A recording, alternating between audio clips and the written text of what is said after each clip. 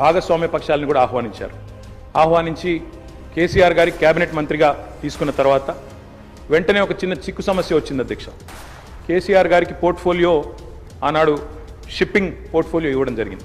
ఇస్తే వెంటనే డిఎంకే వాళ్ళు వాళ్ళు ప్రధాన భాగస్వామ్య పక్షం యూపీఏలో వాళ్ళు వెంటనే అభ్యంతరం లేవనెత్తినారు. మీరు మాకు కమిట్మెంట్ ఇచ్చారు, మాకు ప్రామిస్ ఇచ్చారు, మీరు వెంటనే మరి వారికి ఎట్లా ఇస్తారో అని అభ్యంతరం పెడితే కేసీఆర్ గారు ఒక్క క్షణం కూడా సంకోచించకుండా వెంటనే మన్మోహన్ సింగ్ గారి దగ్గరికి వెళ్ళి, డాక్టర్ గారు నేను వచ్చింది పదవుల కోసమో పోర్ట్ఫోలియోల కోసమో కాదు, నేను వచ్చింది నా తెలంగాణ కోసం అని చెప్పి వారికి తిరిగి ఆ షిప్పింగ్ పోర్ట్ఫోలియోని ఇస్తే ఆ రోజు మన్మోహన్ సింగ్ గారు అన్న మాట అధ్యక్ష, చంద్రశేఖరరావు గారు మీరు ఏ నిబద్ధతతో ఏ సిద్ధాంతం కోసం ఏ రాష్ట్రం కోసం అయితే వచ్చారో అది ఫలించాలి అని మనసారా నేను కోరుకుంటున్నాను.